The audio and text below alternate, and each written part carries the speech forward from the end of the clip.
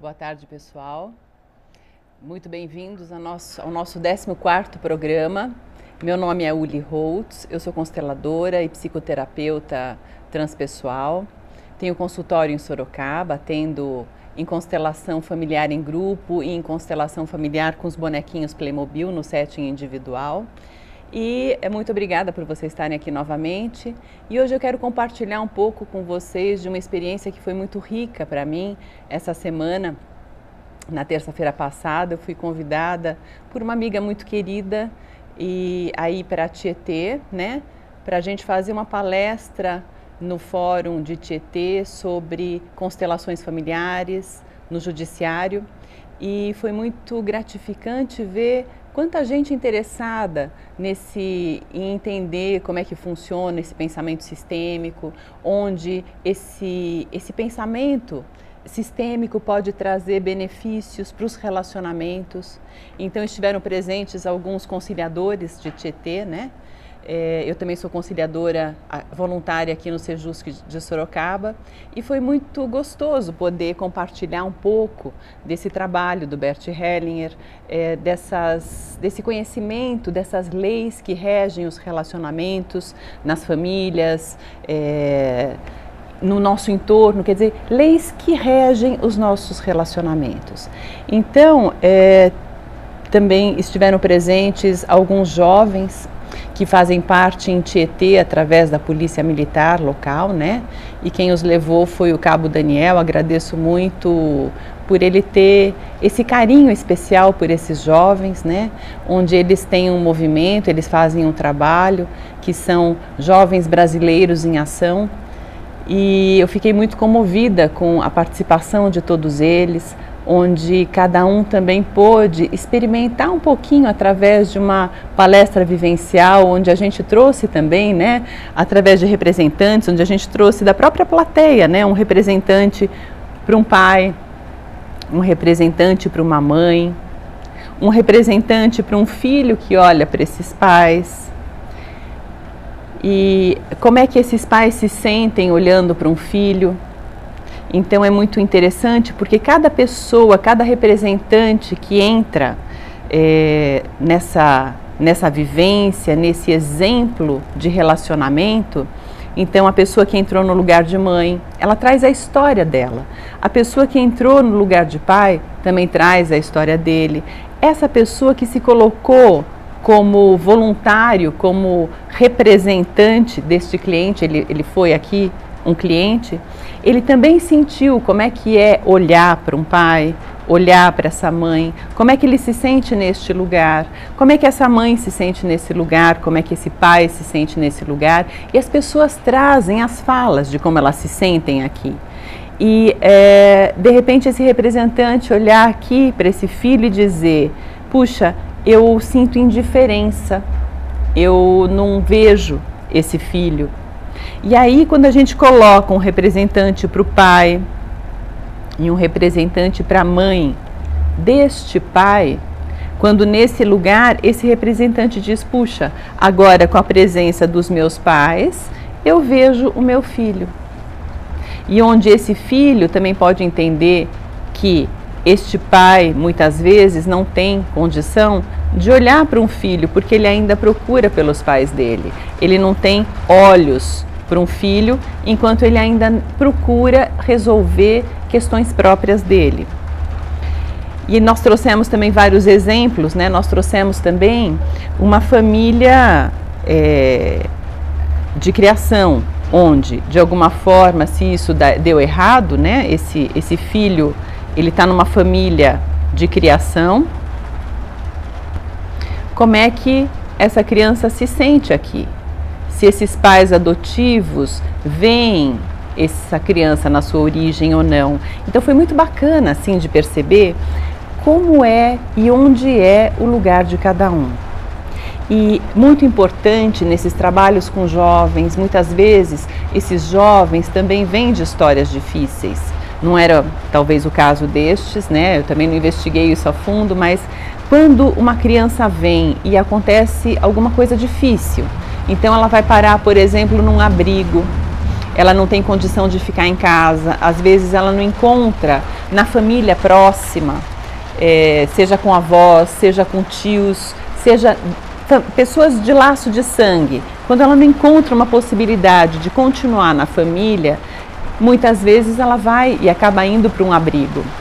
E qual é um bom olhar dessas pessoas que estão nesses abrigos, que gostam de trabalhar com crianças, que se sensibilizam com as histórias dessas crianças que chegam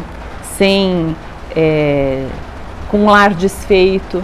E muitas vezes, quando a gente trabalha também com estes servidores, né, com essas pessoas que recebem essas crianças, homens, mulheres, que recebem essas crianças, quando a gente percebe que eles têm um olhar tanto para a família biológica, quanto para uma família de criação, quanto para todas as histórias dessa criança, a coisa pode fluir muito bem. Agora, o que acontece normalmente? Isso é uma coisa que já é cultural nossa. Muitas vezes, uma pessoa que cuida de uma criança ou que recebe uma criança numa situação difícil, qual é o olhar deste cuidador para essa criança? Às vezes é um olhar de pena, um olhar de dó.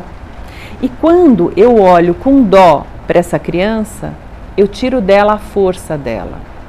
Eu não respeito o destino dela. E aqui destino, novamente eu preciso falar para vocês, né, que não tem uma conotação nem religiosa, é só no sentido de a história. Quando eu não honro a história dessa criança, né, porque a gente usa destino aqui nesse trabalho, a gente usa como termo técnico, né? Bert Hellinger usa essa palavra como um termo técnico de constelações, né? Onde é claro que ele tem todo um significado para o que ele quer dizer de destino, mas esse destino no sentido de toda essa história exatamente do jeito que foi. Então, quando estes cuidadores olham para essa criança e permitem e dão no seu coração um lugar para estes pais biológicos, independente da história que aconteceu, e muitas vezes a gente ouve, puxa vida, essa criança não tem pai, essa criança não tem mãe. Gente, claro que tem pai, claro que tem mãe, porque ninguém é geração espontânea. E no DNA dessa criança estão representados pai e mãe. E quando um cuidador não tem olhos para esses pais biológicos, quando ele não vê e não respeita essa história no coração dele, o que acontece com essa criança? Ela não se dá o direito de receber desses cuidadores o cuidado que eles têm para dar. Então, muitas vezes, o que a gente vê? Que esse pessoal aqui que cuida está sobrecarregado, está esgotado e muitas vezes eles não encontram uma saída. Puxa vida, eu me dedico tanto e eu vejo que de alguma forma o meu trabalho ele não traz os frutos que poderia trazer. Então eu vejo as crianças revoltadas, eu vejo as crianças querendo sair daqui, eu vejo intrigas dentro deste meio e eu não sei o que fazer. E qual é a primeira dica que a gente dá?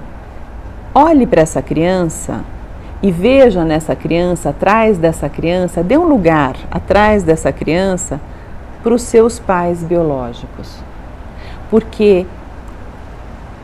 E diga sim ao destino dessa criança. E diga para essa criança internamente, eu autorizo você a ser exatamente igual aos seus pais. Eu vejo com bons olhos que você seja exatamente como seus pais foram. Eu não tenho restrições a isso. Eu respeito que você seja tão bom quanto os seus pais são. E o que isso faz na criança? Isso deixa a criança livre para repetir uma história, a história dos pais, a história difícil dos pais, mas também deixa ela livre para ela escrever uma nova história a partir do que ela recebeu dos pais, a partir da vida. O que um cuidador faz quando amorosamente e na tentativa de fazer esse jovem, essa criança ir para a própria vida, o que muitas vezes um cuidador faz? Ele diz, não seja igual ao seu pai. Não seja igual à sua mãe, no sentido de não seja criminoso como seu pai, ou não seja um drogadicto como seu pai, ou não seja um bêbado como seu pai. Quantas vezes a gente vê orientações desse tipo? Orientações amorosas, gente. Eu não estou falando que não é por amor. Mesmo porque nesse trabalho a gente inclui tudo, a gente não exclui nada. Tudo o que acontece, acontece por amor. E um dizer e umas palavras dessas também tem no seu fundo uma mensagem de amor, uma mensagem de eu espero que você não faça igual ao seu pai ou à sua mãe, porque a gente viu no que deu. Eles não conseguiram ser felizes apesar da tentativa de serem. Então, quando a gente se mete, quando a gente acaba se colocando sem querer no lugar de maior do que os pais dessa criança, é como se nessa hora eu soubesse mais do que os seus pais qual é a mensagem oculta que vai e que essa criança entende. Você está julgando os meus pais, não bons. Só que no meu DNA eu carrego metade pai e metade mãe. Então quando você se coloca como maior do que o meu pai, como maior do que a minha mãe, eu não posso te aceitar.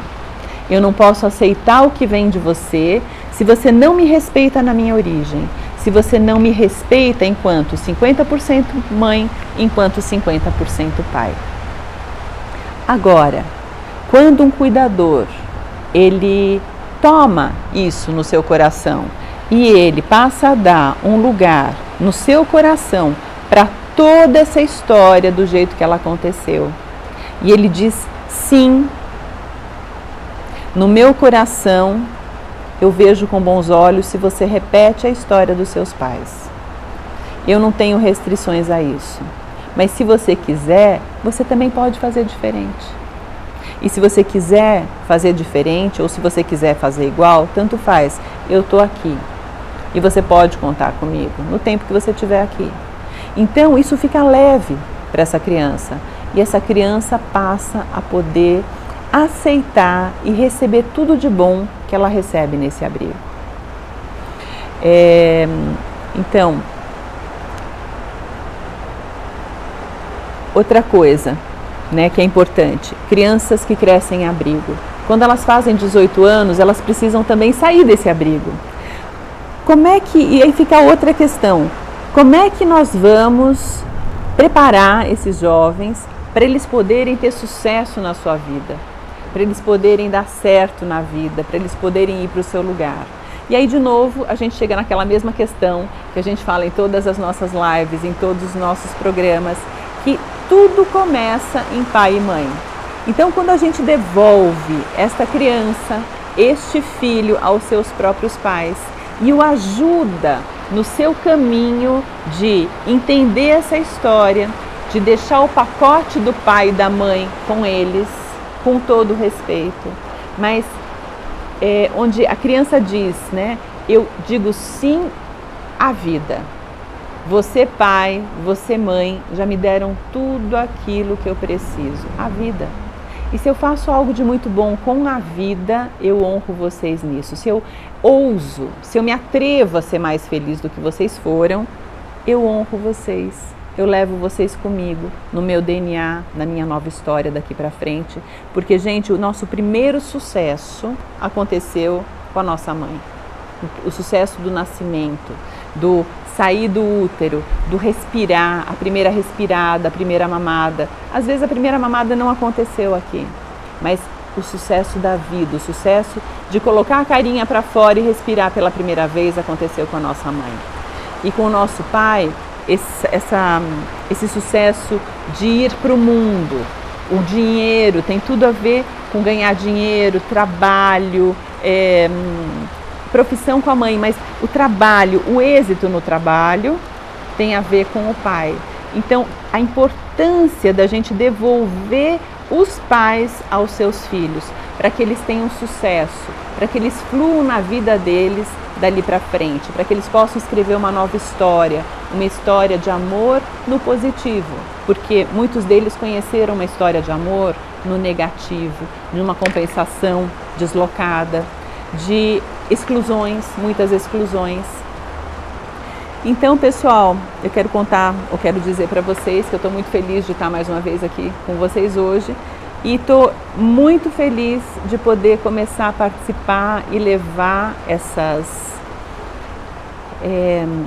leis, né, de apresentar aquilo que cura o sistema dentro da visão do Bert Hellinger das constelações familiares, também para esse meio, para o judiciário que lida com tantas histórias difíceis.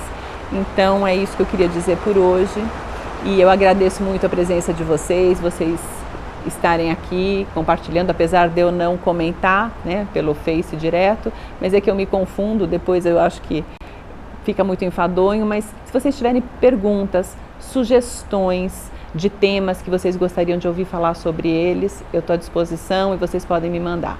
Então, até uma próxima, um beijo.